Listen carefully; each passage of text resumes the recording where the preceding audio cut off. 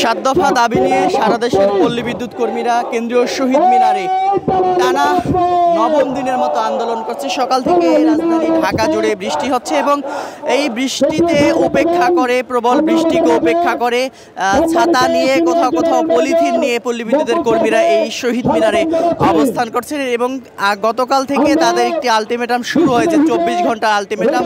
এই আলটিমেটামের মধ্যে রয়েছে 24 ঘন্টার মধ্যে পল্লী বিদ্যুতের যে চেয়ারম্যান রয়েছে পল্লী বিদ্যুতের, সে চেয়ারম্যানকে পদত্যাগ করতে হবে।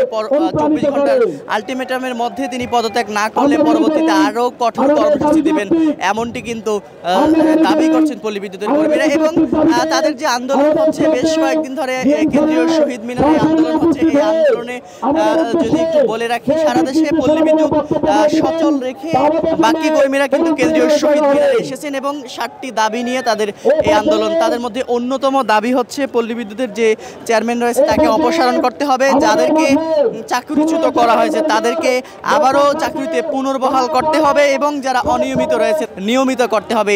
এ সকল দাবি নিয়েই কিন্তু পল্লী বিদ্যুতের কর্মীরা এই 9 দিন থেকে কেন্দ্রীয় শহীদ মিনারে অবস্থান করছেন এবং আমরা দেখেছিলাম এর মাঝে বিগত 2 দিন তারা অসহযোগ আন্দোলনেরও ডাক দিয়েছিল। পরবর্তীতে অসহযোগ আন্দোলন শেষ হলে তারা 24 ঘন্টার একটি আলটিমেটাম দেয় এবং এই 24 ঘন্টার আলটিমেটাম কিন্তু এখন চলছে। এই আলটিমেটামের মধ্যে যাদের মূল দাবি হচ্ছে 24 ঘন্টার মধ্যে চেয়ারম্যানকে অপসারণ করতে হবে। যদি 24 ঘন্টার মধ্যে চেয়ারম্যানকে অপসারণ না করা হয় তাহলে পরবর্তীতে তারা এখান থেকে কঠোর কর্মসূচির ঘোষণা দিবেন, তেমনটি কিন্তু বলছেন। এবং কিছুক্ষণ আগেই আমরা শুনছিলাম যে একজন নেতা, পল্লী বিদ্যুৎ নেতা, তিনি বলছেন যে যদি দাবি মেনে না নেওয়া হয়, তারা ইতিমধ্যে কিন্তু শহীদ মিনারে অবস্থান করছেন, দাবি মেনে না নেওয়া হলে শাহবাগের মতো জায়গায় কর্মসূচি দেওয়ার মতো পরিকল্পনা রয়েছে তাদের, এমন কিন্তু শোনা যাচ্ছে। তবে এখন পর্যন্ত সর্বশেষ এখন পর্যন্ত যেমনটি আমরা দেখতে পাচ্ছি, বৃষ্টিতে ভিজছেন, বৃষ্টিতে ভিজেই কিন্তু আন্দোলন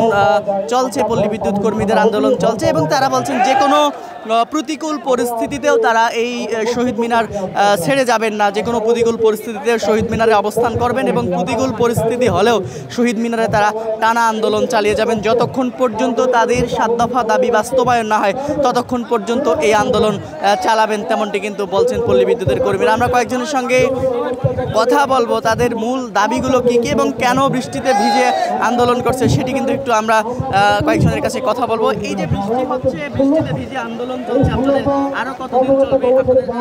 প্রায় 9 দিন হয়ে গেছে। আমাদের যতক্ষণ পর্যন্ত না আমাদের দাবি আদায় হবে, আমরা ততক্ষণ পর্যন্ত মাঠে থাকবো। ঝড় বৃষ্টি রোদ সবকিছু উপেক্ষা করে আমাদের দাবি 7 দফা দাবি দিচ্ছে, দাবি আদায় না হওয়া পর্যন্ত আমরা মাঠ ছাড়বো না। আরবির এই স্বৈরাচার পতন হওয়া পর্যন্ত আমরা আন্দোলন চালিয়ে যাব। এই আরবির চেয়ারম্যান উনি হলো বাংলার ফেরাউন, আরবির ফেরাউন, উনাকে পদত্যাগ করেন ছাড়া আমরা এই মাঠ ছাড়বো না ইনশাল্লাহ। ঘূর্ণিঝড় হোক, তুফান হোক, আমরা ঈদে পর্যন্ত এখানে থাকবো আমরা ইনশাল্লাহ। আমরা এখানে অবস্থান করব যতদিন পর্যন্ত আমাদের দাবি আদায় না হয় ততক্ষণ পর্যন্ত আমরা মাঠে থাকবো। দাবি মানি না নিলে আমরা এখানে ঈদ করবো। দর্শক, যেমনটি বলছিলাম যে পল্লী বিদ্যুতের কর্মীরা তারা কিন্তু বলছেন যে দাবি আদায় না হওয়া পর্যন্ত তারা কিন্তু এখানে অবস্থান করবেন, কেন্দ্রীয় শহীদ মিনারে অবস্থান করবেন। তারা আজকে টানা 9ম দিনের মতো কেন্দ্রীয় শহীদ মিনারে অবস্থান করছেন এবং তারা বলছেন যে যতক্ষণ পর্যন্ত তাদের দাবি বাস্তবায়ন না হবে ততক্ষণ পর্যন্ত তারা কেন্দ্রীয় শহীদ মিনার থেকে সরে যাবেন না। তো এই ছিল এখন পর্যন্ত কেন্দ্রীয় শহীদ মিনার থেকে পল্লী বিদ্যুৎ কর্মীদের টানা 9ম দিনের মতো আন্দোলনের সর্বশেষ পরিস্থিতি। আবারও যদি একটু বলে রাখি, টানা 9ম দিনের মতো আন্দোলন চলছে এবং দাবি আদায় না হওয়া পর্যন্ত এই আন্দোলন চালিয়ে যাবেন পল্লী বিদ্যুতের কর্মীরা, এমনটি কিন্তু এখান থেকে জানা যাচ্ছে।